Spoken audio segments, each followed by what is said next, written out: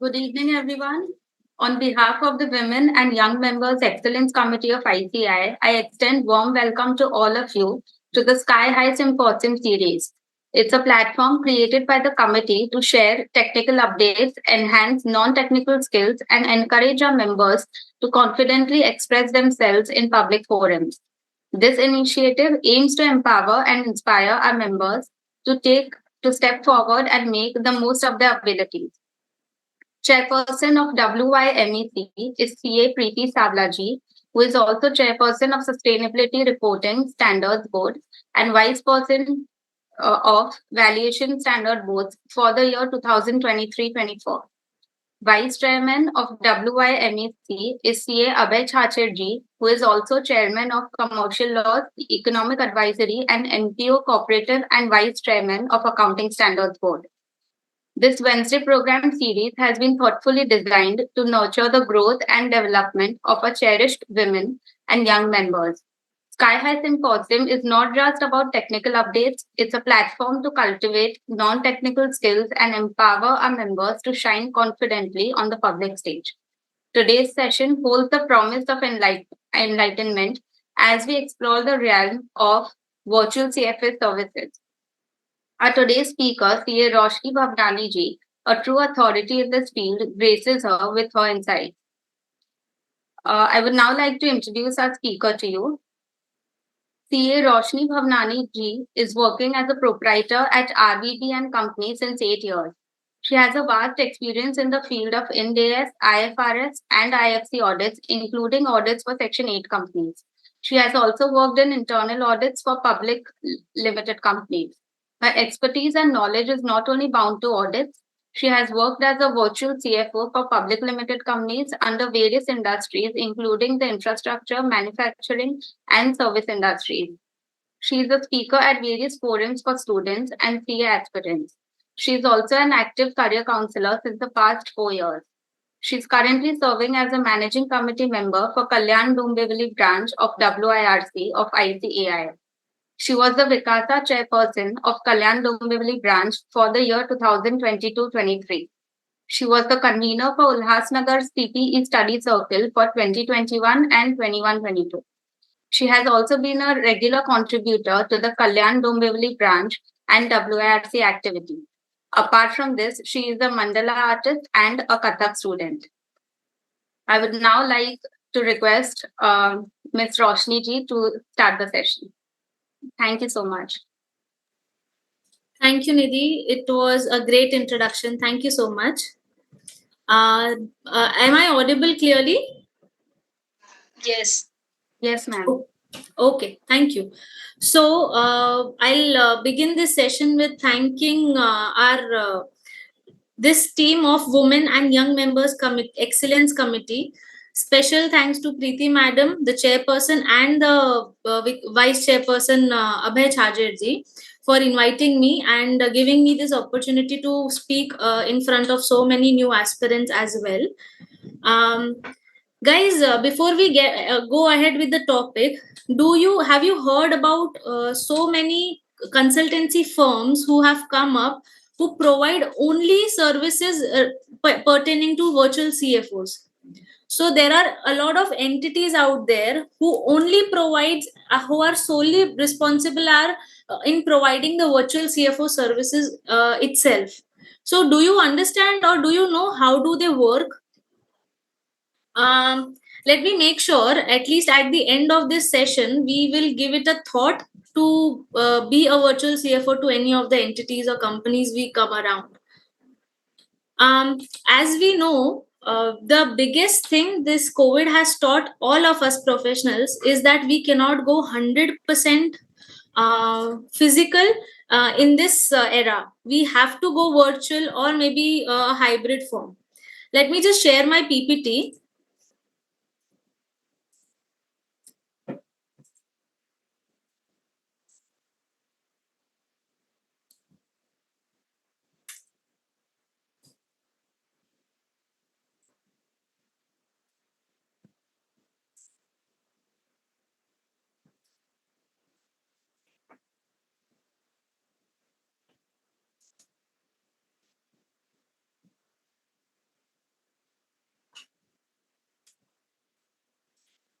So, before we start about virtual CFOs, let's get into a topic. What is a CFO? Chief Financial Officer. So, a CFO basically is a head of the finance department, as we all know. He is not only responsible for managing the cash flows or only the finance department itself. He has a wider term that CFO. It has a wider opportunities to take care of, wider responsibilities to take care of, along with making the strategies, finalizing the strategies, and giving these advices to the CEOs, to the board of directors, and many other stakeholders. So, the CFO's responsibility is not only confined to managing the cash flows, yeah, but I must say that it is 100% that cash flow management is a major part of his responsibility.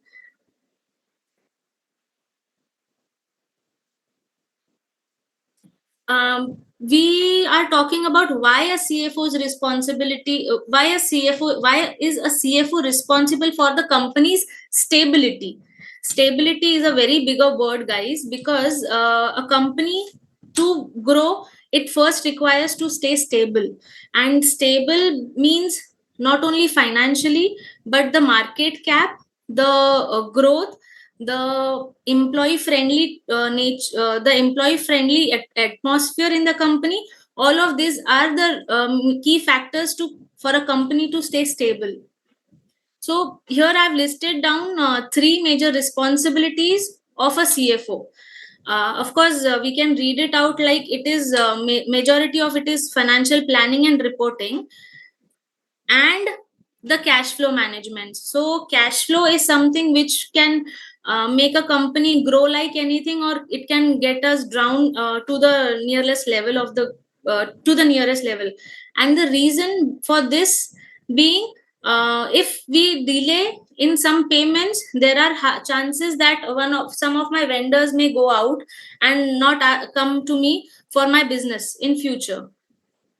Plus, if I give out the cash without thinking, I might have a cash crunch in between. So that is something which the CFO has to plan and report. The second is reviewing costs in light of changes in the actual and estimate. So while a CFO has to his report a cash flow statement with say 6 or 8 months of forecasts, definitely he might have planned a growth of say 3%, 4% per annum as an inflation for a product to purchase.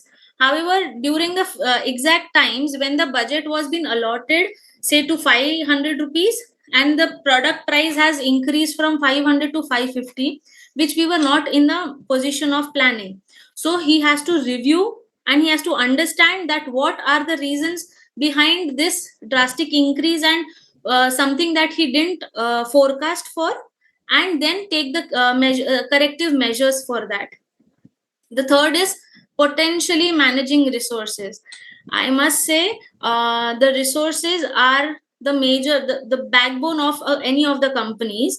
So when there are resources, and you have to make sure that all your resources, all your employees are fully capable of giving what they are required to, they will have to be given good incentives, bonus. The appraisals are all the responsibilities of the CFO. When the CFO has to take care of the resources, it means along with the HR, the CFO has to sit for their team's appraisals, and to give the greater appraisals, the CFO has to make a best out of it. And apart from these responsibilities for making the company stable, he has to make sure that he has utilized the funds that he's been given in a very proper and systematic manner. He has to prepare the reports for that, and a lot of things that he has to take care proactively, so that he is heading towards the market in whichever side the market goes. If the market is going upwards, he has to make sure that he is managing all the managing all the requirements, and then he is not considering the downfalls apart from that. So here, let me take an example. There was a CFO for whom I was a consultant. That CFO, he just joined maybe 2 or 3 days before I joined. So the previous CFO who was serving, who was giving the services, uh, never used to invest the amounts in the idle amounts in any of the funds. They used to lie in the current account itself. Now when the new CFO came into picture, he made sure that the funds which are kept idle in the account are not even for 4 or 5 days, still to be invested in something. So he went back to the legal team, the compliance team, and he asked them to revise or to amend their MOA and AOA and take the proper guidance from our government, so that he takes then investments against the amounts that are kept as idle funds for those 3 or 4 days. So he started investing that amount in mutual funds on every day that amount hits. And if it is idle for 3 days, 4 days, he keeps it that way. And once the finance teams informs him about the requirement of that funds, he makes sure to again take that amount off from the mutual funds and take it for the business. So in this 3 or 4 periods of time itself, the funds were not kept idle. And even if it is like not more than 1 or 2% of increment in the amount that was idle, it is a good start for. So this was something which I came across after a CFO taking a proactive action and making it sure that the funds in the accounts are not sitting idle even for a day. I'll move to the next slide. So let's talk about the qualifications of a CFO. We must be thinking that a CFO must have a degree and everything, and if there's a degree, then it's all that is required is done. However, that is one leg of what we know about the qualifications. I have seen people who are not exactly chartered accountants, but who have given a lot of time and expertise to the subject matter, and they have a great experience in the field of accounting and finance. And this good command over the subject has made them to become the CFO of a company. So if they can become a CFO, we chartered accountants with so vast experiences, knowledge about the subject, we surely have a great potential in this field.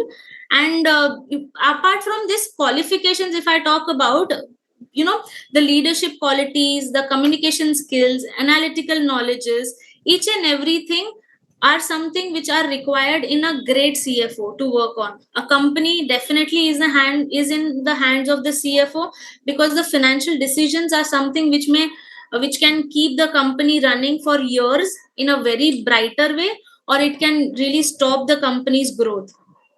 So as I've written here, the highest level of education and quantifiable results that one has achieved in their career is required, along with these leaderships and analytical knowledge skills. And decision making skills is something which a CFO has to be having, and he should be very precise and clear enough onto what decision he is making and what decision he can avoid taking in the near future, taking into consideration the past that have happened.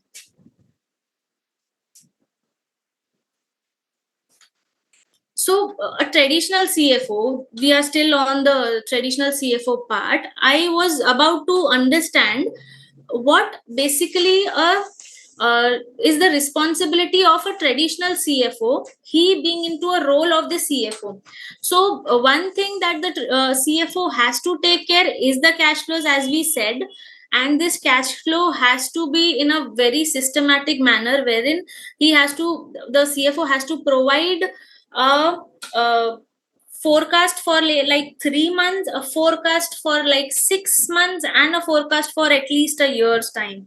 These forecasts have to be amended, have to be altered based on the happenings of the during the month, and these cash flows are to be submitted while they are asking for the money from the investor or a banker. So cash flow management, cash flow planning, preparation, each and everything are the major responsibility of a CFO. I understand that cash flow preparation is seen to be a very smaller thing, taking into consideration the accounts part. However, we just have, as a chartered accountants or the auditors of a company, we only provide a cash flow based on the schedule, based on the requirements of our in days or normal IGAP. However, the cash flows that these CFOs prepare are totally different and have to be planned and precised to a monthly level. So this is something which a CFO is responsible for, and he has to make sure that it is near to 100% accurate. Of course, the changes in the cash flows are to be captured in the coming months, and the working has to be done accordingly. Then is the budgeting, the profitability planning and analysis, the sales analysis. Like if we are planning to increase the price of our product, so for that we would have to prepare a budget, at least 5 years budget, so that we know where our company is right now and where we are planning to see a company in the next 5 years. And this 5-year budget has to be precisely and patently followed by all the departments. And let me tell you, this budget preparation is not at all easy, because all the departments are involved, all the expenses throughout the company, across the company, are involved. We have to sit with the HR team, with the accounts payable team, the procurement team, the CXOs, and then finalize the budgets, make sure that they are in line with what all things are happening around. We have to plan that, okay, in the next year we are planning a major repairs, so we have to take that into the our budgets as a consideration, and then plan. So analyzing all the activities around the company, and making sure that this is as clear and as clear and as precise for our um, people to follow, is our responsibility. Then the third is implementation and maintenance of a good managing, accounting and reporting system. So if I talk about a reporting system, if a CFO has thought of planning a system which gives you all the information, all the reports in one go, that would definitely be better than a report giving, than a system giving a report in which we have to manually intervene and do our works. So this is something that a CFO has to finalize while starting, while looking into the business activities and the requirements our business has, in consideration of the accounts and system implementations. So in fact, a CFO definitely is a person who has to look into upgrading the systems, and he has to be the one who has to support in the system implementation process while there is a change in the requirements by the governments, by the stakeholders, by the management. So we have to alter our reportings accordingly. Then comes is treasury. So treasury itself is another department which other finance teams handle. However, treasury is something which the management has to take care, precisely the CFO has to take care, because there are a lot of covenants, a lot of deviations that happen from our end for the bankers, which we need to tackle and understand how it goes or proceeds further. There are there are funds that flow in for a day's time, but how do we manage those funds, how do we plan our priorities accordingly, are the responsibilities that must be on a top notch. Then comes his complete handling of accounts and statutory requirements. So statutory requirements basically means handling the audits, handling the monthly payments of PF, ESIC, PT, and everything, along with the TDS requirements and payments. So these are not the work that CFO has to do, but he has to make sure that these things are taken care and are done on a timely basis. This is something which has to be taken care, and this it being a statutory requirement, the utmost care and knowledge should be taken into consideration.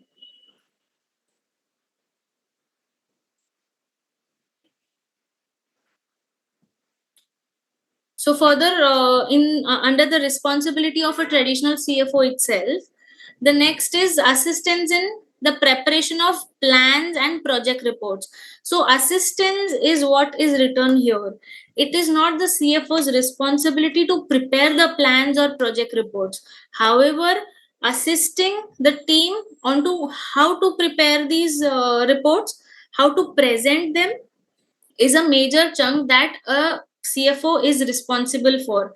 And I'm pretty sure this thing is seen to be very easy or in a very smaller perspective, but this is not, because a CFO has to talk and has to be in connect with all the people in the department, everyone, so that they understand how the business will work and plan and prepare the forecasts accordingly. And while we think of that, it is only the income part that the CFO looks into. It is not that case, because the cost part, the expenditure part, is something which is more crucial. Income, if we know, we uh, uh, technical team, is there some duplication into the my voice? No. Madhuri ji, am I audible clearly? Yes, yes. Okay, okay, thank you. Yeah, coming back to coordination with the external statutory auditors. This is something which I highlighted in a different point, is because handling the auditors, making sure that the audits are completed with no major questionings and everything, is something which a CFO is very happy for. So I have been on on both the sides. You all must also be on the auditor's side majorly. So while you are an auditor, you will be auditing the company from in and out, from start till scratch, in a different manner. However, me, if I am the CFO or a virtual CFO of that company, I would have to take care and I would have to think in the from the management's perspective, which is altogether a different thing. So if you ask me as an auditor, that the ECL, the expected credit loss percentage, is somewhere around 3%. However, as per auditors, it comes up to somewhere around, say, 15%, 18%, looking into the trends or as per the guidelines of our statutory audit. So if that is something which is under discussion, my a CFO will definitely make sure that we are making the auditors understand why our ECL should not be as low as high as 15% and should be as low as 3%. Next is assistance in handling critical tax issues related to tax and statutory compliances. This is something which a CFO, I am not sure whether the CFO has to do it or not. However, I've seen at least 90% of the CFOs taking care of the tax matters, the tax assessments, and everything. The decision making is still in the hands of the CFO along with the tax head. So CFO definitely has a say in in these tax matters as well, and that is something which is a crucial point for all of us around. That we, as a CFO, if we are working on, we have to be good and precise in finance and banking, along with a decent knowledge about taxation as well. The next point is developing and maintaining relations with the investors and stakeholders. I'm pretty sure that we all also know the CFOs are always in a lot of meetings. They have to speak a lot, they have to present themselves a lot, and they have a lot of relations to maintain, so that they know how their stakeholders are, how do you tackle with them, how do you ask for the discounts, or some late payments if there are any, or the stakeholders as well. Stakeholders includes everyone, your investors, your government authorities, sometimes RBI, sometimes NHI. Each and everyone comes under the stakeholdership itself. So these are also something a CFO has to maintain, along with doing all the plannings for the business. The next is maintaining reporting relations with the CEO and the global CFO. So this is something which I wrote. Basically, for one thing, a CEO, chief executive officer, who works in hand with the CFO, is responsible for the whole business, and the finance is something which a CEO is looking onto in a very proper and a top notch manner. So this reporting and the relationships that he has to maintain, so that he knows that what a CEO's requirement will be for the coming quarter is something which he has to plan and accordingly maintain and talk to. So these were basically the responsibilities, the basic responsibilities around the CFO's, traditional CFOs. There are a lot of other responsibilities as well, which might not fall in the part of these contexts that I have pointers that I have mentioned. Do let me know if you have any other responsibilities as well that you think of and I have not mentioned in here.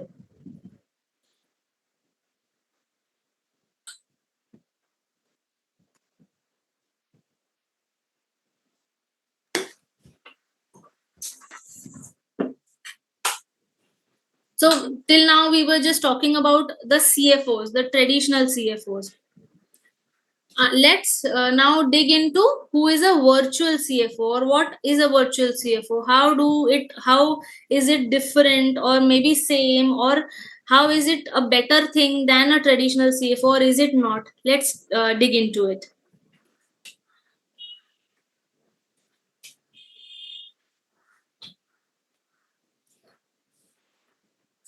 So who is a virtual CFO?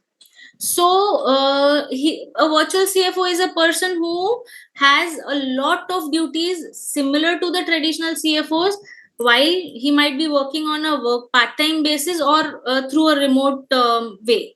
So the requirements or the explanations that people want from the virtual CFO might be more or less, maybe 90%, 99% similar or accurate to of a CFO.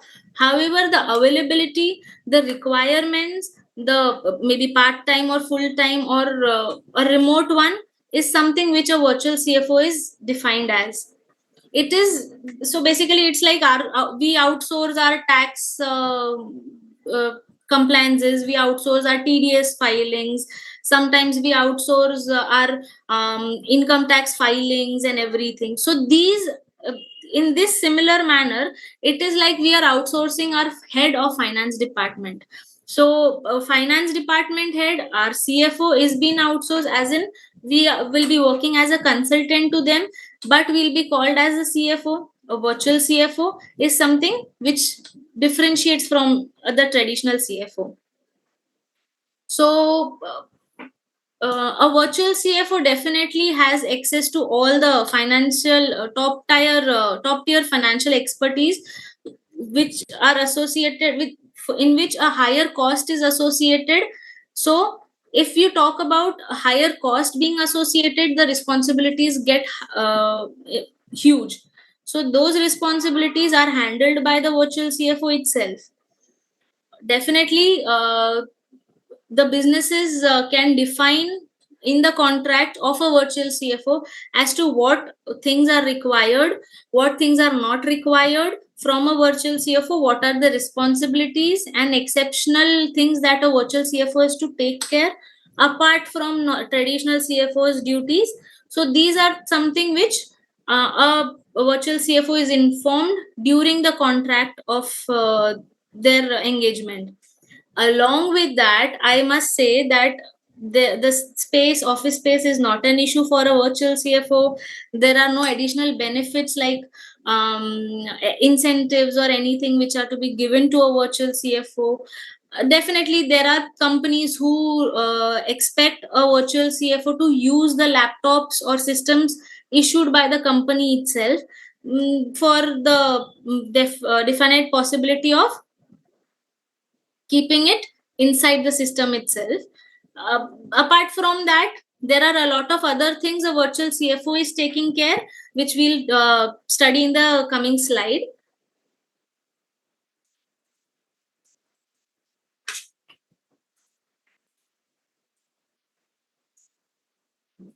So, why do we need a virtual CFO? Why do people plan to have a virtual CFO than a full-time CFO or a traditional CFO? So, I have jotted down few points which we understand that a virtual CFO is different from a traditional CFO because of these things. One is the scalability. So, scalability is something which there are a lot of small companies or a startup or any of the startups which we all know who cannot afford a full-time CFO. So full-time CFO definitely requires a huge budget, a lot of things and strategies and financial processes are required for a full-time CFO. And this scalability thing helps the virtual CFOs to work on the same way, and they can control the company maybe 3 days in a week, 4 days in a week. They can come, they can review and everything. This saves the costs and the scalability of a company. If it is a small one, then this helps. Second is diversified industry experience. So, if I am a virtual CFO of say three companies, three definitely is a bigger thing, because I would have to invest that much amount of time in my during the day. So, if I say at times I'm a virtual CFO for two companies. So, what will happen at that time is I am working for say one of my entity is a manufacturing company, and the other is infrastructure company. So my working style will differ definitely depending on the business ideas and business strategies. However, I can see whether this thing which I'm working in a manufacturing industry can be implemented in the infrastructure industry or not, or I have that unique advantage of working together, gaining the knowledge of different departments and giving it a try in vice versa of the departments. So if I talk about, let me take an example here. So if I'm a CFO for an infrastructure company and I am a CFO for a manufacturing company, definitely the credit period, example, a credit period in the infrastructure company to my vendors would be not less than 45 days, depend because of the type of product, or like it is an infrastructure company. So it's a capital nature business. The other would be manufacturing industry, wherein my credit period is not more than 20 or 25 days. So the requirements of the stakeholders also differ from my infrastructure industry and the manufacturing industry. However, I can make sure that I use the expertise and the advantages I got from the infrastructure industry, maybe to change some or the other things in these manufacturing industry. So I have a very wide knowledge of the industries across, and it is an experience which is a good thing for my company. I've continued it to say.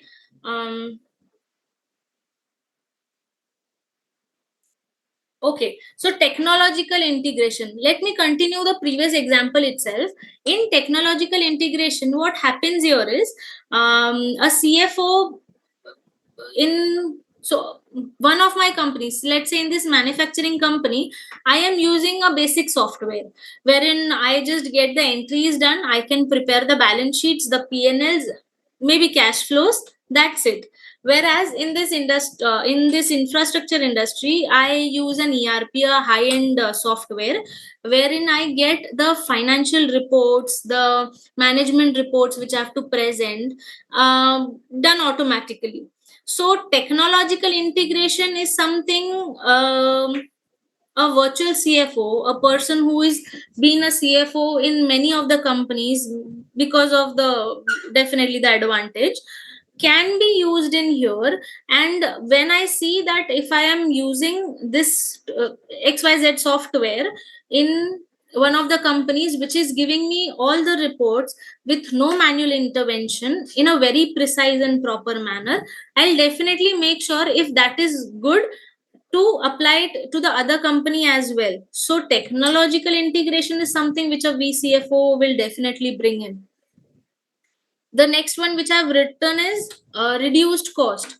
So reduced cost, um, as I said, hiring a full-time employee includes everything, like the regular bonuses, benefits, other benefits, of course, along with having a full-time salary.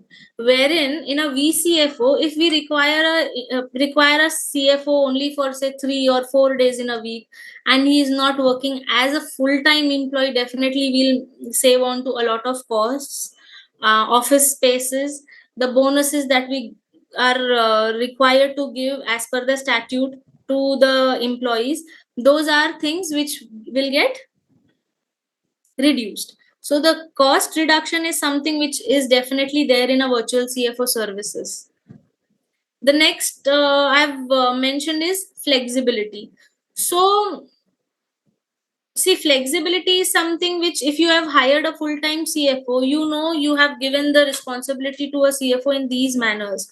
And if there is say, and if there is a new service line which is being considered in your business, if you are planning to increase your grow your business in one single service line, at that time what happens is the existing CFO will never be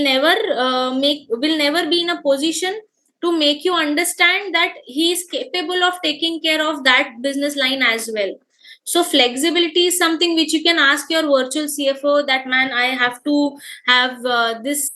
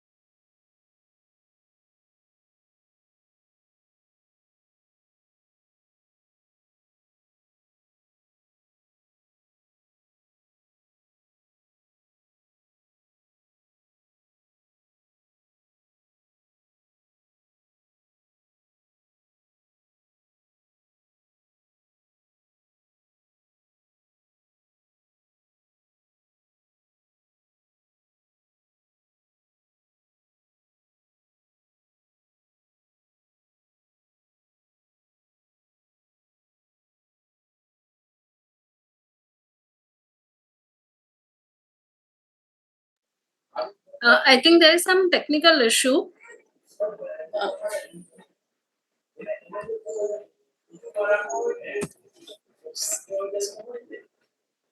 We are facing some technical issue. The session will start in a few seconds.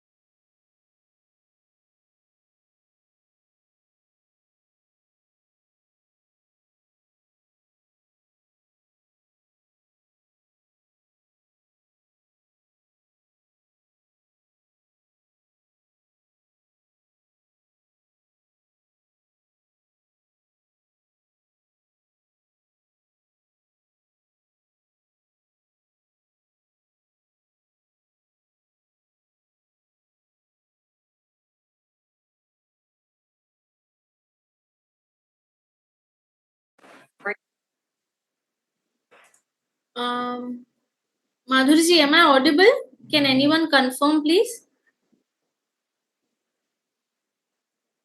Yeah, it somehow there was some issue with my laptop.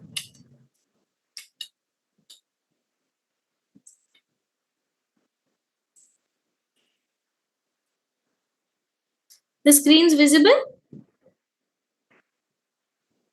Yes, it's visible.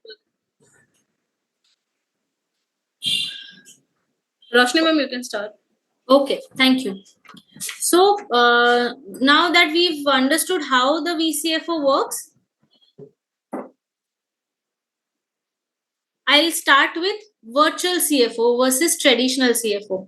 So these are the 4 points wherein I saw that the virtual CFOs are a bit or maybe to some extent differentiated from the traditional CFOs. We'll go one by one. First is cost.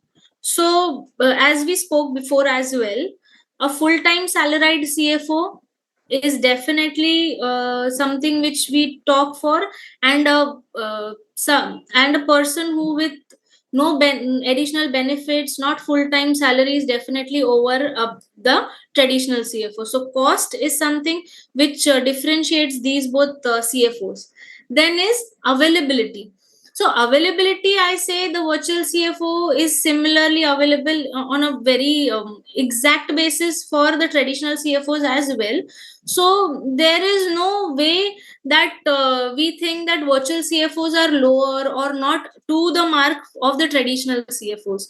Definitely, virtual CFOs provide services to the extent possible and responsibilities given to them, but they are no less than the traditional CFOs.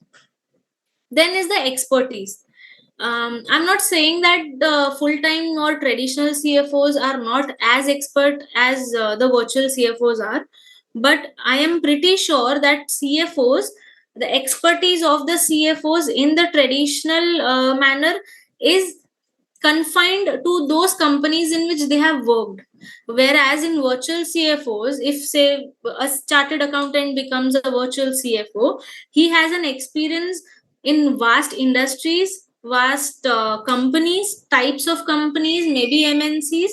So the expertise, the knowledge that they have gained is to an extent higher than the traditional CFOs. That is what we have seen. Then is flexibility. So a virtual CFO definitely can adapt to changing business needs. A traditional CFO takes some time to do that. However, they match the changes.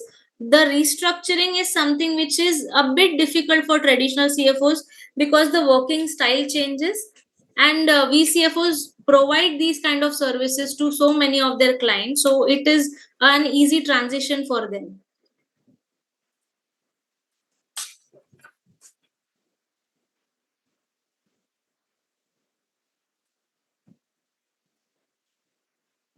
So, what are the basic services that are offered by virtual CFOs?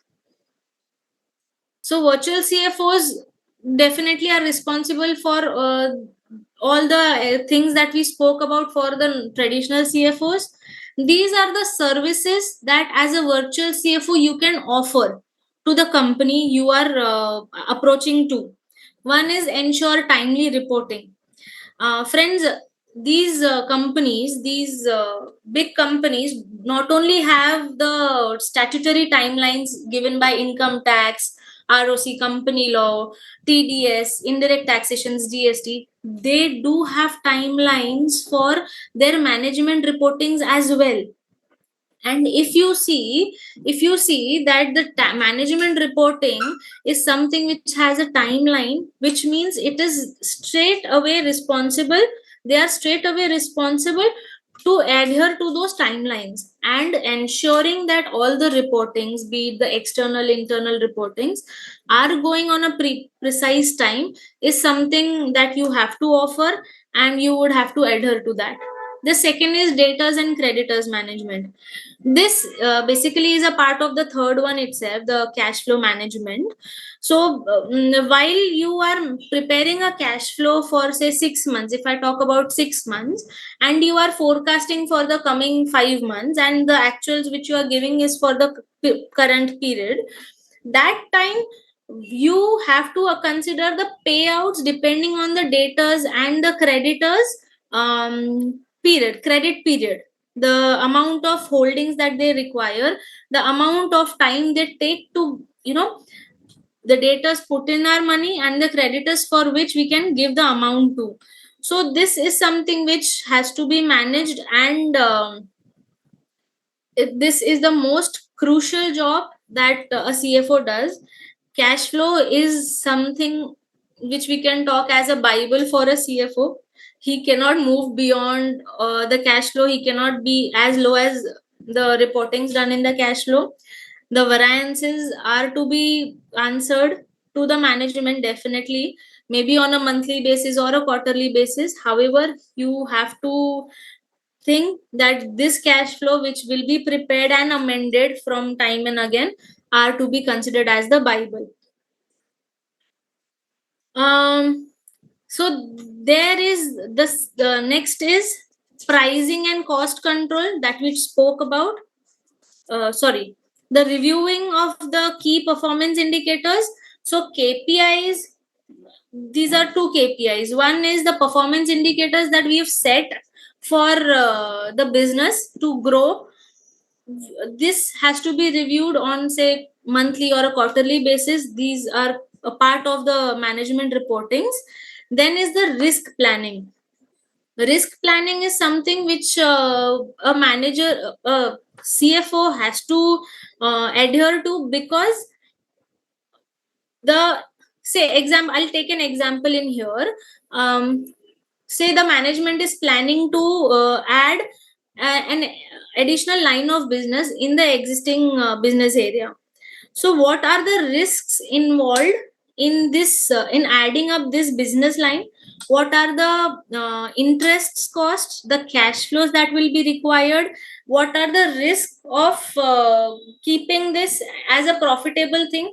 Or what are the risks that a CFO has to plan for while this isn't in a working phase, this is just in a R&D phase, the new line of business is something which a CFO has to plan.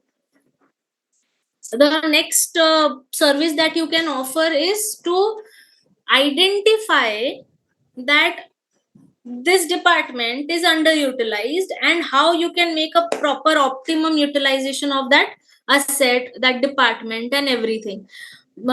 So if I take an example, there are these five machineries in the manufacturing industry, in a manufacturing company to be precise. There are these five machineries which work 6 hours in a day and which requires, say, two laborers per machine. So it's like five machines having 10 laborers, plus they'll work for 6 hours, which is what, 60 man hours. So this 60 man hours, if the same thing is not utilized in a proper manner and only that machinery works for, say, 3 hours, 4 hours in a day, that is something which a CFO would have to check, and you would have to report saying, the management, that we can make sure that these underutilized assets are considered and utilized to the fullest level, and a proper production is happening in that. The next is statutory compliance reportings. So this so we chartered provide these statutory compliances to many of the companies now also. So there are a lot of companies who give you compliances to take care of every month. You do their GST, you do their TDS, PF, ESIC. These are the monthly stat compliances that you take care of. Accounts finalization, sometimes if you are not the auditor of the company, so you will be taking care of the accounts finalization. Monthly you will be closing their accounts. So in the same fashion, the virtual CFO can provide these services in their contract. The next is pricing and cost control and strategic advices. So I'll talk about the third and the last one together. So here, what happens is pricing and cost control. When a company is required to increase or decrease the price of a product, the management requires a full-fledged report from the CFO asking for the costs those are involved.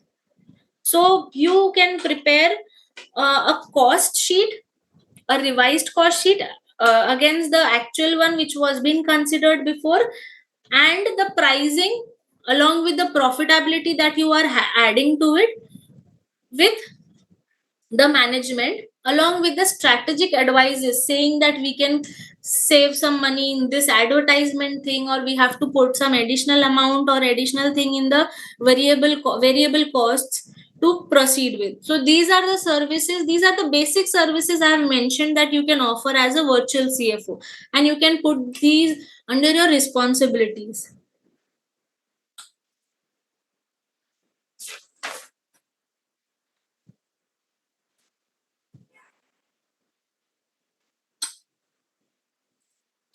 Let's talk about how virtual CFO services drive financial strategy and growth. So, many organizations face challenges about onto the financial plannings, the decision makings, and everything. A CFO has to reach a lot of places, be it the shareholders, be it the creditors, be it any other vendors. Your receivables are expected to come from any of the authorities, maybe your the tax refunds which are stuck. So all these things are to be planned financially and worked upon. So if you so if you must have seen Shark Tank as well. So in that, see, in those 30 minutes, a lot of things, a lot of new things come up while having that 30 minutes conversation. A lot of startups form ahead. So these startups are is a area where our CAs can get a good opportunity and a great business. The next is professionals providing VCFO service are the key players in driving the financial strategy. If I am expert if I'm an expert and the stakeholders know that this person is a chartered accountant and a well versed person in that field, he will be trusting me more. He knows that the money which he is put in is in a safe hand and they can be utilized to the maximum possible level. So this is something which a VCFO and a chartered accountant is something a good combination. So we can definitely provide this service and earn a lot of money from this. So next is VCFOs are compared um, competent to tackle the financial challenges and emergencies. So basically, if you are a chartered accountant, you have a wide area of experience in the field of audits, compliances, reports preparation, say for bankers, for stakeholders, and everything. So if you are a chartered accountant and you know that you can give your 100% and you can stand out from the crowd, giving a best solution and from for the challenges that are being faced, then you are a good fit for being a virtual CFO. The next is modern technologies. If we talk about so I'll take an example into here. Say for a purchase order which has been processed, the procurement teams puts up the purchase orders in the system, and now these purchase orders are only to be considered for checking, finalizing and confirming while the purchases invoices are booked against these purchase orders. So what I did here is I made use of a great software, a system, and I am giving my accounts payable team just to confirm the purchase orders that were been taken care, any amendments if there are any to be considered and entered, and then the purchase bill itself is being processed. So here what happened is the accounts payable guy just had to confirm and check that what was been considered while the budget is same, or if there are any variances just to highlight it to the management. This is something which a modern technology and the experience which we have seen somewhere in some of their companies is being used here. There are a lot of other things as well that we give to grow financially, and strategies that we adhere to so that the management is in a better position to provide all the data things required by the sales people, by the HR people in just one go. If our technologies are onto the point, if we are providing all the services, all the things into one single system, say we are preparing a budget in one system, against those budget codes itself I am putting my purchase orders, my invoicing, my consultancy fee invoicing, each and everything, and the budget code is in and the costs are in within the limit of the budget code, then the things will move in a very proper manner. So if I've asked my CEO to give me a budget of say 10 crores for say some repairs,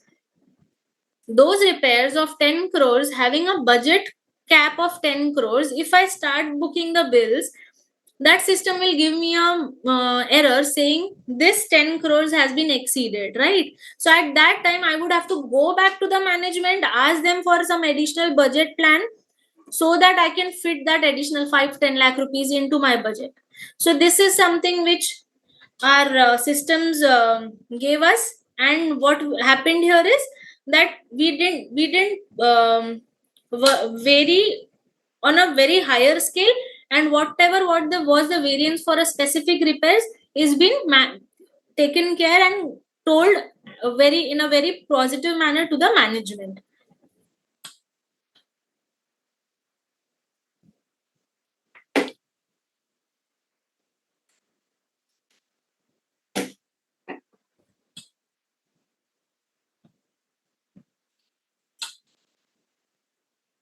So benefits of a virtual CFO services.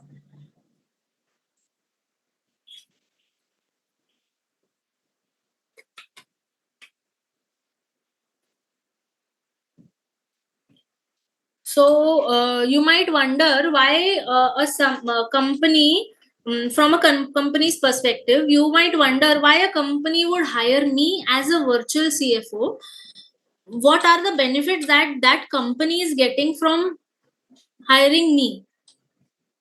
So first, as I said, the stakeholders feel secure that okay, a group of experts is who are qualified, who are specialized, are supervising and finalizing my company's business, and the fresh perspective, the fresh ideas are being given to me from my virtual CFOs who have a great knowledge and expertise in this field. Then comes this. If I am if I am a virtual CFO and I know my team also will require to be working with the other team from the company, I will make sure to give some trainings to the finance staff on to how to work, how to tackle the situations in such a manner that the work is being done, say of 3 hours work is done in 1.5 hour itself. And I will make sure to have a one-on-one conversation with all the staffs and understand what are the things those are taking time for them to process, and I can manage to reduce that thing or reduce that process. So while I am not initially responsible to prepare the SOPs, the standard operating procedures for my company or the policies, because uh, I am been appointed as a virtual CFO. If there are any amends which are required to do in my SAPs or policies, and if I get a proper approval from the management, I can do that, and this might help and encourage the staff as well. Then comes is, when there is a hiring of a VCFO, the flexibility and scalability, as we discussed, is definitely there, because the virtual CFOs are not the employees of the company. So the infrastructure, the office space, the time, the emergencies that are there are handled by the VCFOs in a very proper manner. And if you want some additional services or additional things, you can definitely amend or put some another MR and ask them to do the works additionally. So this is something which we spoke before as well. So virtual CFOs have this benefit of flexibility, which is a good thing for the companies. The second is, as we are as we provide the VCFOs to multiple companies, we also grow and we improve our quality of services as well. We improve the type of reportings. If we see that we are providing a service that is required, which is not to the mark, we can amend. We can ask them to give a report in a very simplified manner, which might help the stakeholders, the investors, to give a proper time to. So this is something which is a benefit to the companies from the virtual CFOs.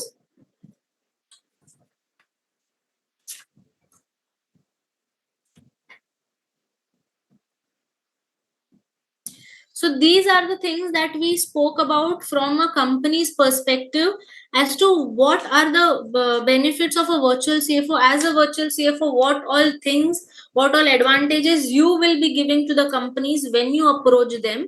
You understand that you are such a talent that you will be giving your 100% to a company, and what company will be offering you is something which you should understand.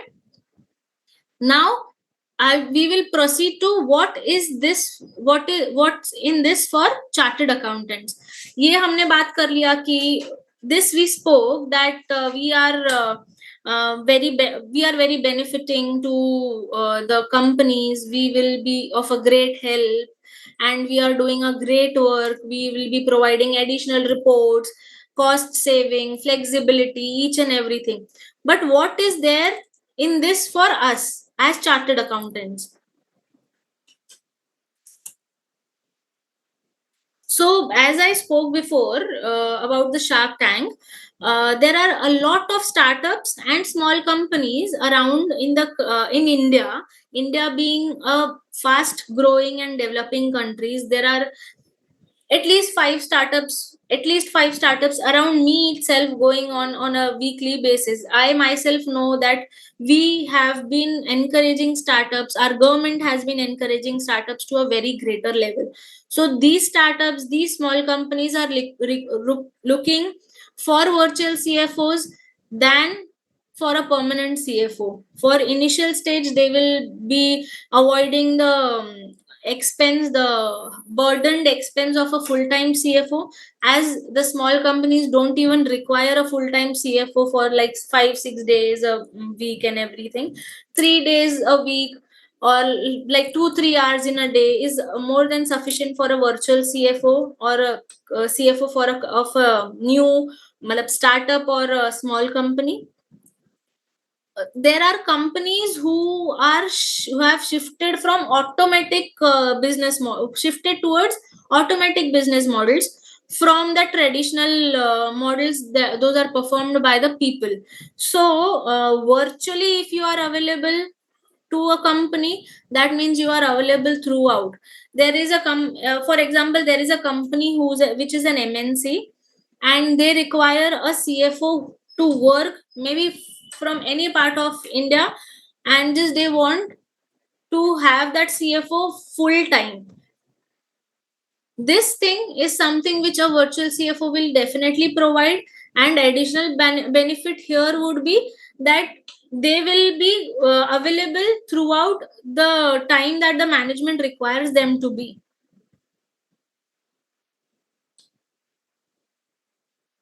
The next is, if we talk about the time and experience that is needed to build the portfolio and build the value for your client, you as a chartered accountant will definitely give your 100% onto all that you have learned, all you have experienced, and you can give a better answers, better explanations, better reports to the company.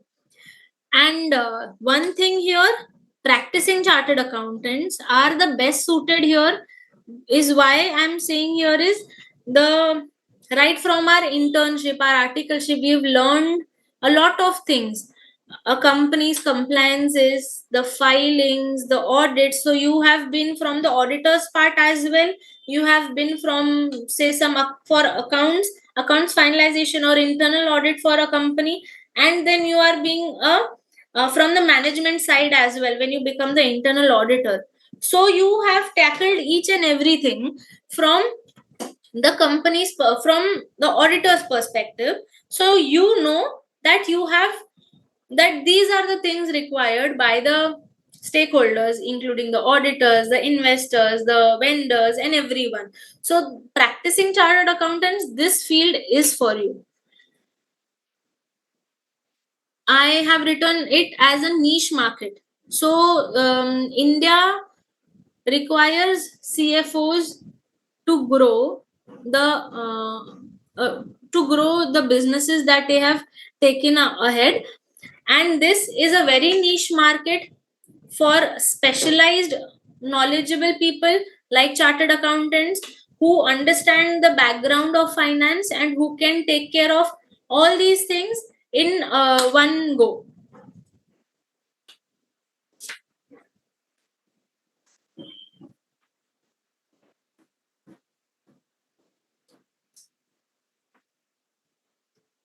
Let's move further. There are many ways in which you as a chartered accountant can enter in this field. So you will say, Roshni, you have spoken about what we are, what CFOs are offering, what CFOs can offer, but tell me, how do we find these companies? How do we approach them? So approaching them is something which you would have to manage, and you would have to understand that this is my way of approaching the clients. This is the way I should go ahead with. And mind you guys, this is not a one person's job. So as I've written, if you see, build teams with consulting skill set. So it is a teamwork.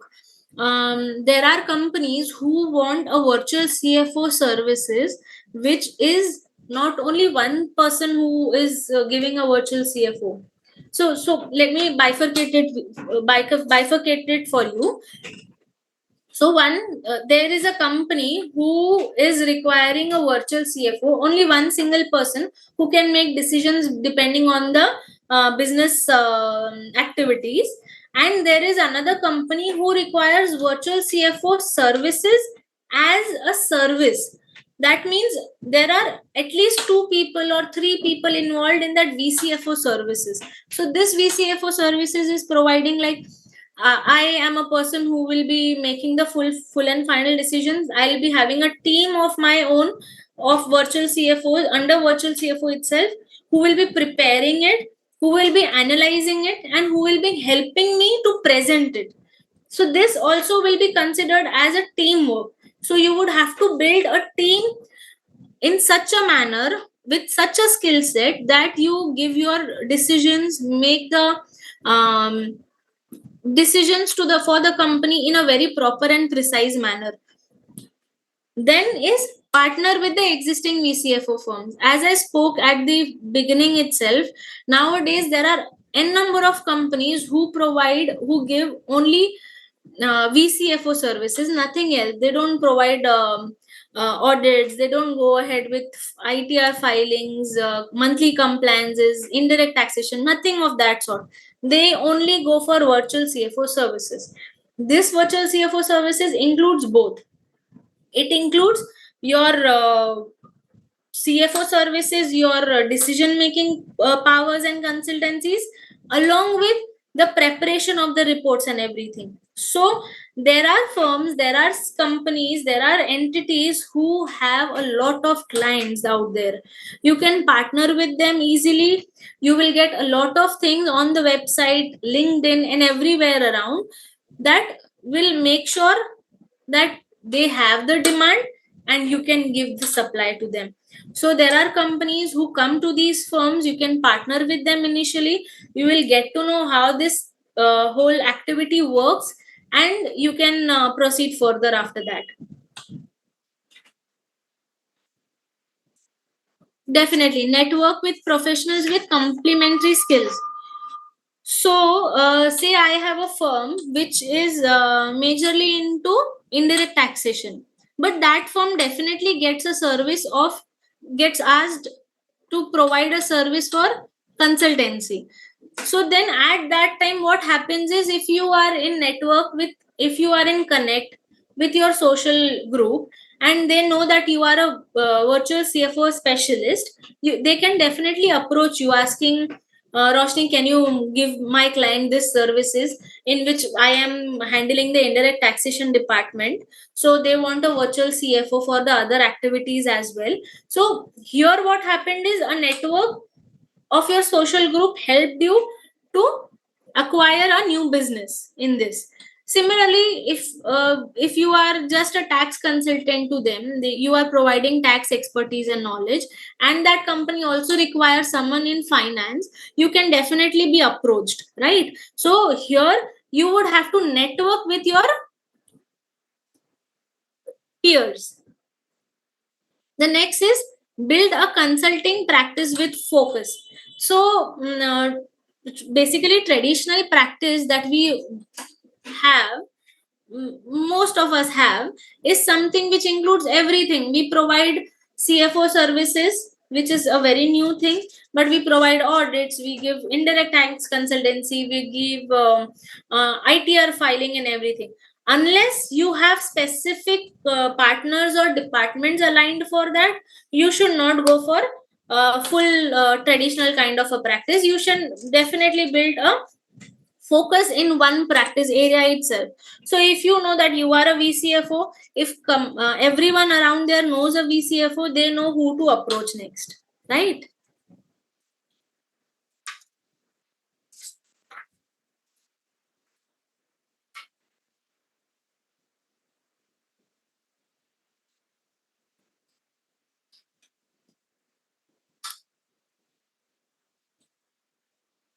So management under one roof.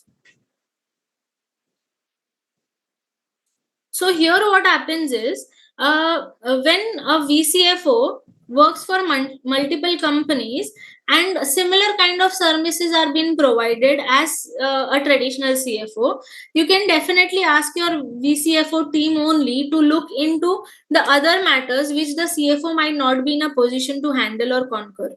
So here, if we talk about say project report preparation, so if the treasury team has definitely prepared a project report and the traditional CFO understands that it is a good one, however the traditional CFO doesn't know of a lot of things like waterfall mechanism, the covenants to be followed and everything, at that time what happens is the VCFO who has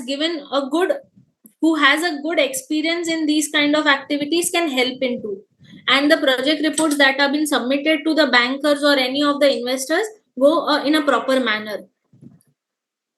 So management under one roof is again the same thing, that if you are a bunch of professionals working together as under virtual CFO services, then your knowledge, your expertise, the opportunities that you have got would be on a top notch, and you will be in a position to give 100% justice to what you have planned to. And friends, one thing that we have to understand here is we are giving them the same services, the same expertise as a traditional CFO is giving. So there is the time is very soon when you will see virtual CFOs being appointed everywhere, maybe along with the traditional CFOs, or maybe only on a virtual CFO basis, but there will be a position that has been created with this virtual CFO services here.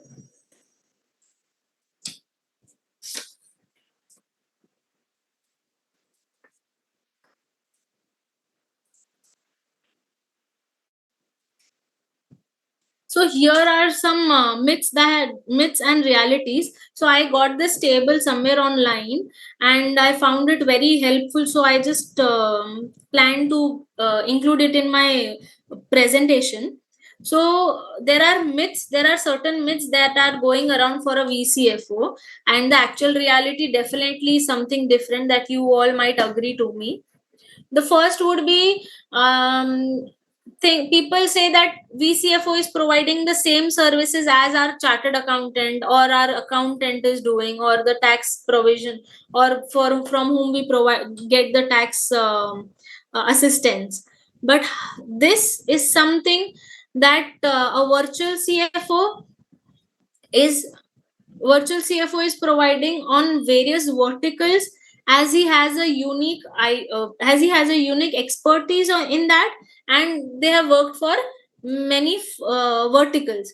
So this is a reality that we definitely would be working similar to their in-house accountants and tax providers only. However, we will definitely add value to their businesses because of our unique because of our unique expertise.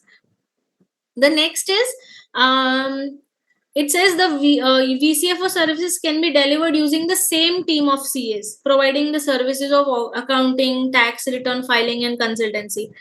Friends, VCFO service definitely requires a higher skills than the file, our accountants and everything. You have to upskill your knowledge to a very great level, be it the technology, be it the acts, be it say IFRS. If you are reporting under Ind AS, you have to be very precise in understanding how Ind AS works. How do you disclose your document your incomes as per Ind AS? If you are an MNC, you would have to check and maintain your books under IFRS. So you have to upskill your knowledge in that level as well. The third is being an experienced CA in multiple industry is enough to succeed as a VCFO and provide value to your clients. This is something which requires a deeper understanding. If you are a VCFO, you have to understand the business from scratch.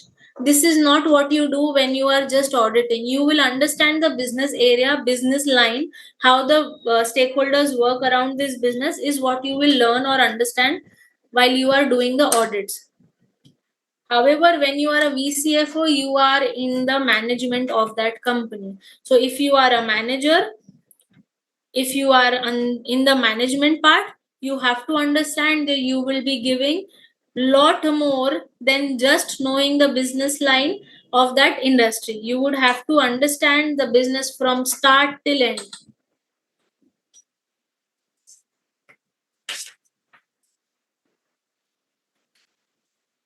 So you will say, as a chartered accountant, so now I am a practicing chartered accountant. I have a wide experience in accountancy, in auditing, in compliance things and everything. What exactly I should upskill myself to for becoming a virtual CFO? Definitely, apart from practical knowledge and everything, you would have to consider these things. I'll go through them a bit quickly. So it is financial reporting.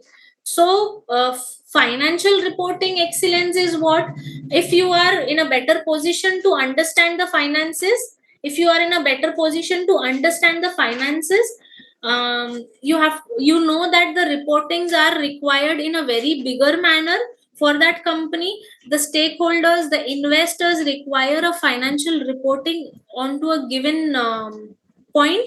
The variances from the YOY, year on year, or from the previous quarter, or a forecasted thing that you have provided previously, these variances you should understand that you have to be accurate and timely, and accurate and provide it on a timely manner. So your insights, your valuable insights, and the decision making strategy is something which is would be required here. If so, if a as a basically, we chartered accountants are definitely preferred for virtual CFOs. However, with the emerging new financial professionals like CFAs, CPAs, ACCA, these professions are, these things are getting crowded, and entering these spaces has increased our competition as well. So we would have to consider, think that we have to excel in what we will be providing here.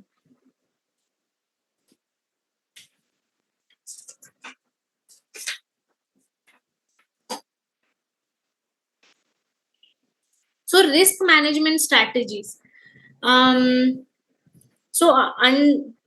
we have to be proactive in our approach is something which we have to take care.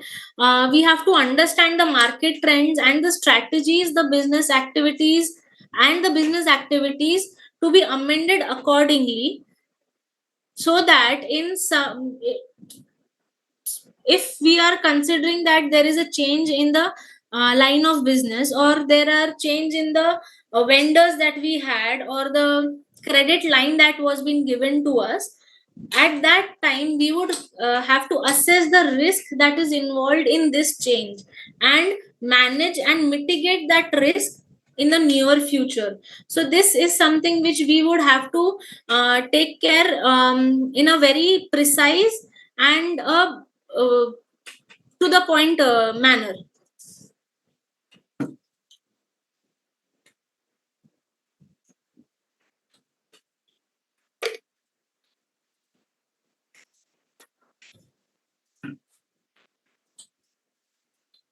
So next is strategic financial planning. So strategic financial planning, this financial planning we as chartered accountants must have provided to many of our clients by ourselves itself. So while providing these financial plannings, along with the other activities, we have to focus on the long term goals. We have to prepare the budgets, say 5-year budget, so that we stick to that budget and make sure that the company is growing in the same level that we have planned to. So if we are in connect with the departments across the company, we would have to work with them, including the procurement, the treasury team, the HR team, the accounts payable team, and everyone. We would have to come together. We would have to ask them for the budgets for the next 5 years, preparing them, presenting them. Each and everything is something which we have to take care of. These services, these things go with a variance. So when you have given a 5-year budget, and at the end of year one you see there is a variance from the budget that you have given and the actual activities that are being done, there'll definitely be a variance. But to what shorter level, if the variance is, that means you have planned the strategy accordingly. So say if it's 5%, the variance is only of 5%, that will not matter to that extent, because the inflation amount of 5% is considerable, right? So at this point of time your strategic planning should be to the mark.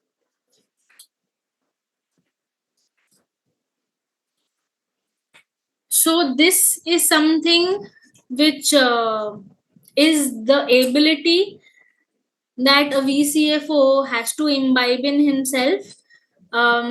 If I talk about indicators, we chartered accountants know how to check, how to read the financials, how to go through the figures that have been given to us for audit, and we know how to trace them back and see what exactly has happened in the company during the year, because of which this kind of an expense is gone up, or say that kind of an income is reduced. So during this, if we are doing as a chart accountant, as a auditor of a company, if we are in a better position to do that, we will definitely be in a position to understand and read the indicators, right? These indicators would include the financial performance indicators.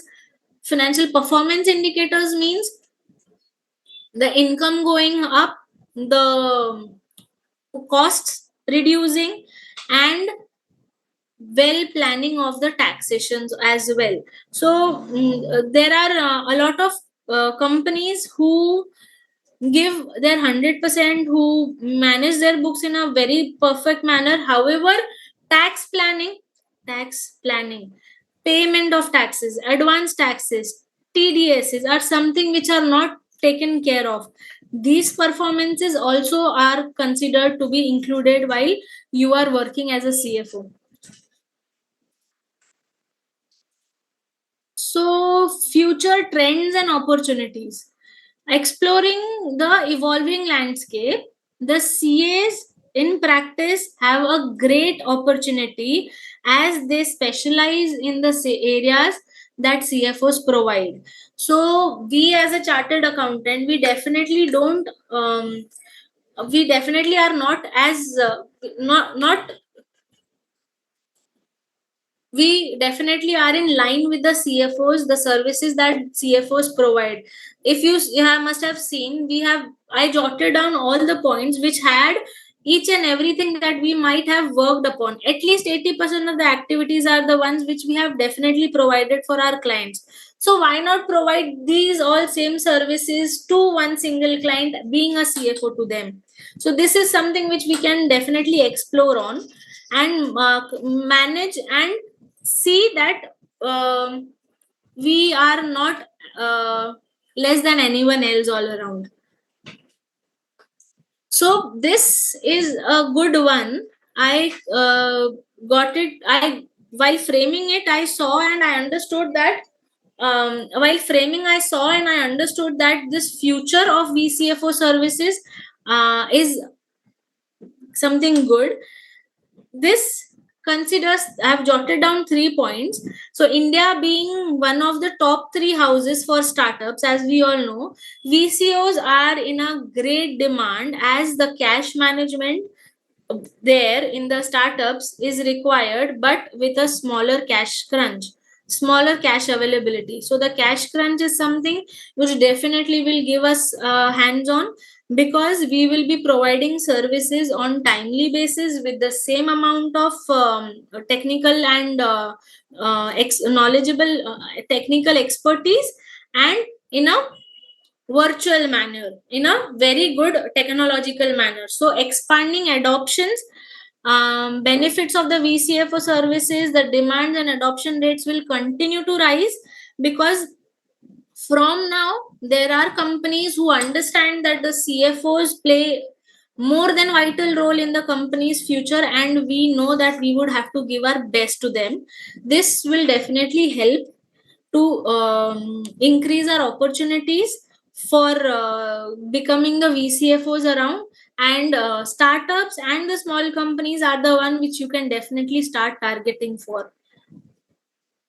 Technological advancements. So with technological advancements like AI and automation include coming into picture, CFOs having experience only are not a proper fit to the company. VCFOs who have the efficiency, who are accurate, and who have the great capability to switch from one automated system to another in a very proper transitional way would definitely be preferred. So industry next would be the industry specialization.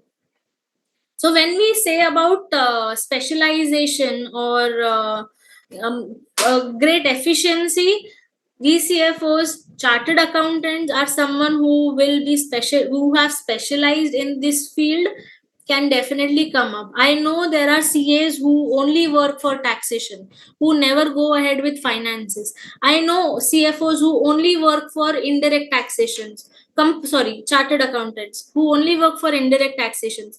They never go ahead with the finances. I have seen companies who only do statutory audits, they don't go ahead with the tax audits. So if we are specializing in something, there are finance professionals, there are chartered accountants who are specializing themselves in this industry, then they must go ahead. And specialization is the key for you to become a virtual CFO in the coming future. So I jotted down these courses that you may consider to take to enhance your skills in this area. These are the courses that are offered by ICAI, and few of them are ones which I have done by myself also.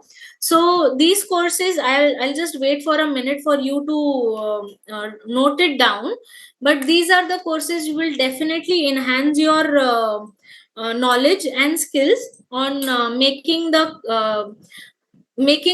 one step ahead for your VCFO journey.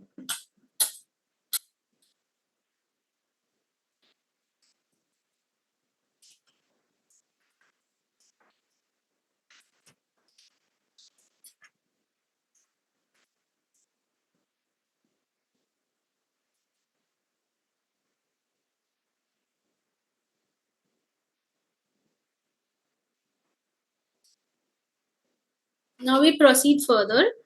We are towards the end of our seminar anyways. So for being a CFO, we would have to act like one, right? So if you think you are a CFO or a virtual CFO, you have to step into the CFO shoes and act like that person. So a CFO is a person who has to attend n number of meetings during the day, who has to visit and check or talk to n number of stakeholders all around, make plans, plan processes, make the processes. So for all these things, I understand that we have a great knowledge skill set. We have a great expertise in the subject that we are working for as chartered accountants. We need to enhance the communication skills. Our institute is definitely making up a great effort to enhance the communication skills that we lack, because the practical the practical approach, the practical meetings that we hold on to is something which we are falling short of. We have to make sure that we are in a very better position to communicate, to make the person understand what we are trying to say. And make sure that we will be working towards the growth of the company along with our growth. So communication skills are something which we would have to work and enhance ourselves with. Here there are many other things apart from these things that a virtual CFO requires, but these are the precise things that we have considered, that we have jotted down and taken care, and we will think ahead of what we can do. So here I am at the conclusion. Before this, I would like to take a small example. So I was been appointed as a virtual CFO for a company which was into the infrastructure sector. So here, what happened is, while I was working in there were many other things that I got to know, that I learned, that there are these things which are being followed by the company which are different from this company to the other one. As I said, mentioned before, the CFO of that of one of the companies was not planning to keep that money even idle for 4 days. So that is something which I learned, that if I can do this similar thing for one other my clients, then this will definitely benefit them. So this is something which made me realize that CFOs, being a virtual CFO, this is a very great area of practice for me as well, for my growth as well. And the profit and the opportunities are vast and varied in this. So VCFO services are something which we chartered accountants can do, because we have that power and we have that knowledge and skill set that we can proceed with.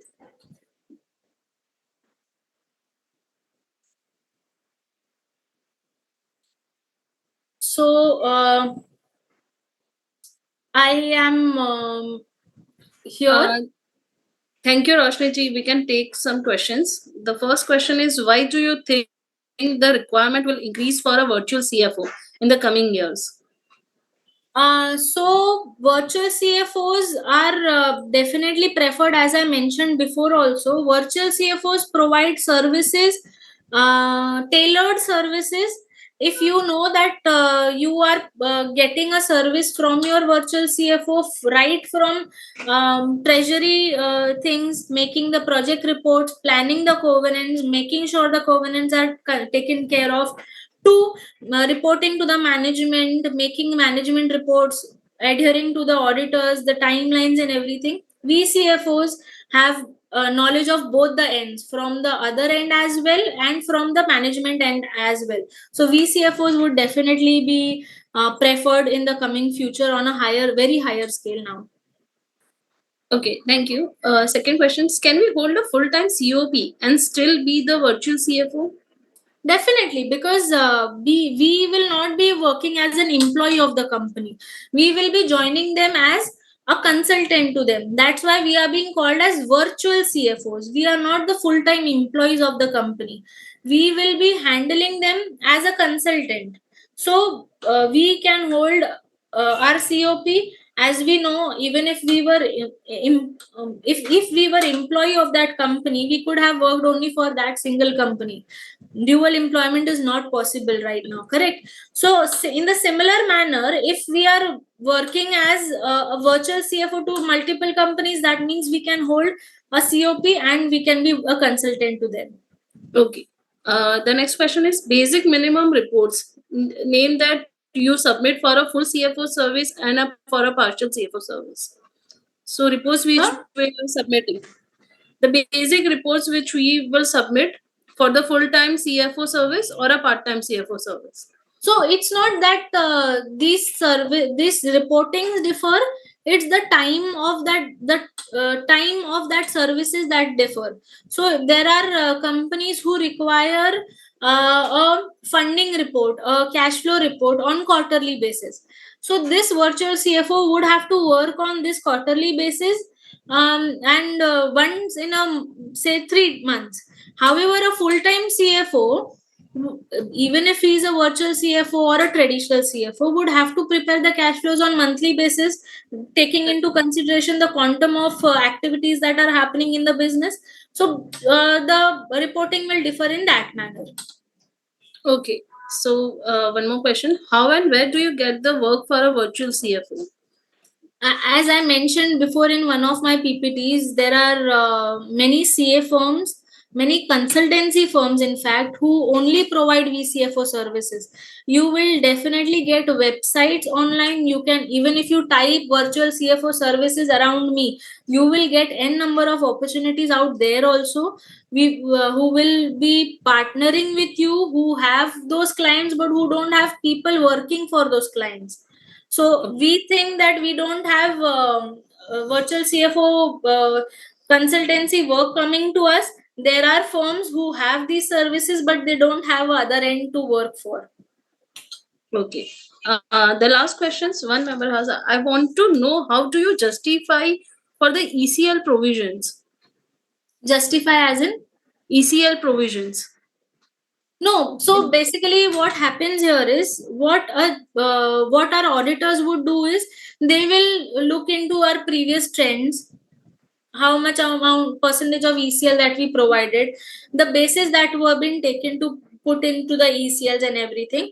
And we as the management, we might know that okay, as on 31st March I provided this amount as my receivables, out of which if I provide the ECL, I know that that amount is being received in the next 10 or 15 days itself. So I am in a better position to make the auditors understand that this is the ECL amount that you must provide, with my proper presentation and a proper presentation from the management side. MR is something which we'll be providing them, so they might even consider that.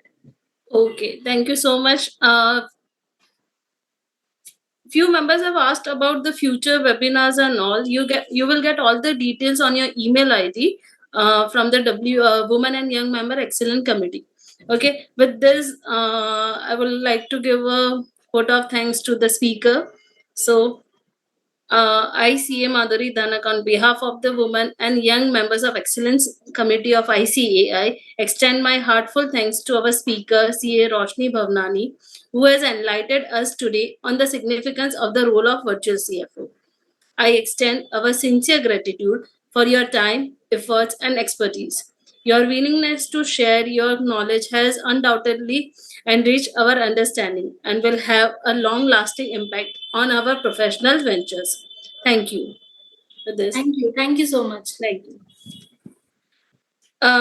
We'll see you members on the next Wednesday at the same time, same place with a new talk. Thank you.